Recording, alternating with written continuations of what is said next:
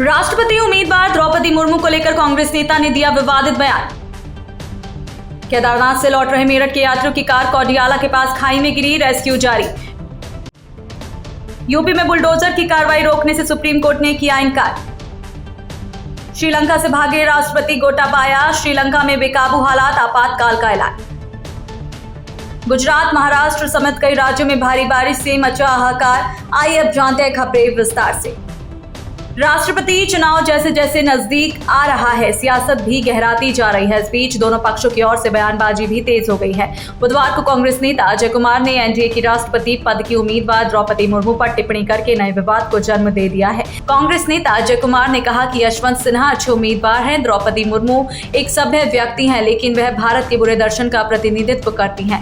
हमें उसे आदिवासियों का प्रतीक नहीं बनाना चाहिए। रामनाथ कोविंद देश के राष्ट्रपति हैं, लेकिन देश में अनुसूचित जाति के लोगों पर लगातार अत्याचार हो रहे हैं। यहाँ तक कि उन्होंने हाथरस की घटना पर भी एक शब्द नहीं बोला। प्रतीक बनाना और देश के लोगों को बेवकूफ बनाना ही मोदी सरकार का काम है। यह देश की आत्मा की लड़ाई है। My thing is very simple. It's not about Draupadi Murmu. It's not individual at all. It's not comparing two candidates. Yashwant Sinha ji is also a very good candidate. Draupadi Murmu ji is also a decent person. But she represents a very evil philosophy of India. So we should not mistake Draupadi. We should not make Draupadi Murmu ji as a symbol of Adivasi.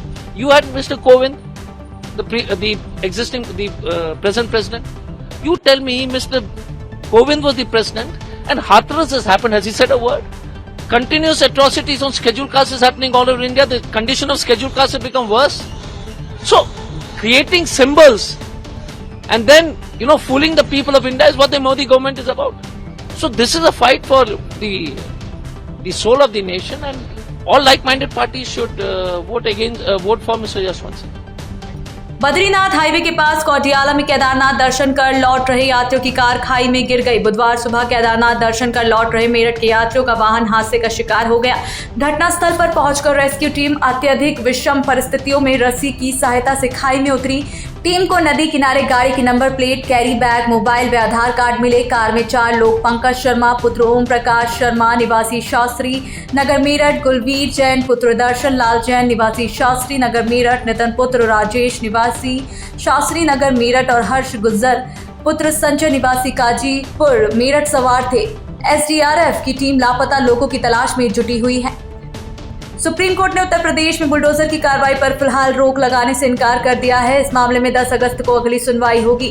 Jamiat Ulema ए हिंद की याचिका पर supreme court में बुधवार को सुनवाई हुई। इस याचिका में कोर्ट से बुलडोजर की कार्रवाई पर रोक लगाने की मांग की थी। सुनवाई के दौरान जमीयत के वकील दुष्यंत दवे ने दलील देते हुए कहा कि देश में एक समुदाय के खिलाफ पिक एंड चॉइस की तरह बर्ताव हो रहा है। उन्होंने कहा कि एक समुदाय के न्याय के लिए निष्पक्ष कार्रवाई नहीं हो रही है। श्रीलंका के आर्थिक राजनीतिक संकट के बीच राष्ट्रपति गोटाबाया राजपक्षे आधी रात को देश छोड़कर मालदीव भाग गए हैं। मिलिट्री प्लेन से उनको मालदीव की राजधानी माले पहुंचाया गया। राजपक्षे ने इस्तीफा दिया है या नहीं, इस पर अभी भी कंफ्यूजन बरकरार है। राष्ट्रपति गोटाबाया राजपक्षे के देश से भागने के बाद हिंसक प्रदर्शन देखा जा रहा है। प्रधानमंत्री आवास में प्रदर्शनकारी घुस गए हैं। इसके साथ ही संसद पर भी धावा बोल दिया। इसके बाद देश में आपातकाल का ऐलान किया गया है। श्रीलंका में आपातकाल लगाने और पश्चिमी हिस्से में कर्फ्यू के साथ ही पीएम रानिल विक्रमसिंघे ने अराजक प्रदर्शनकारियों को गिरफ्तार करने और उनके वाहनों को जब्त करने के आदेश दिए गए हैं। देश में मानसून की एंट्री के बाद से ही विभिन्न राज्यों के लिए बारिश आफत लेकर आई है। गुजरात, महाराष्ट्र समेत कई राज्यों में भारी बारिश से हाहाकार मचा हुआ है। कई जिलों में बाढ़ जैसी स्थिति पैदा हो गई है। उत्तराखंड के भी कई इलाकों में भारी बारिश का अलर्ट है। महाराष्ट्र के भी कई जिले इन दिनों भारी बारिश और बाढ़ की स्थिति से जूझ रहे हैं। मरने वालों की संख्या में इजाफा हुआ है और अब यह संख्या बढ़कर 89 हो गई है। वहीं गुजरात में भी बारिश और बाढ़ से मरने वालों का आंकड़ा बढ़ गया है। अब यह आंकड़ा 83 पहुंच चुका है।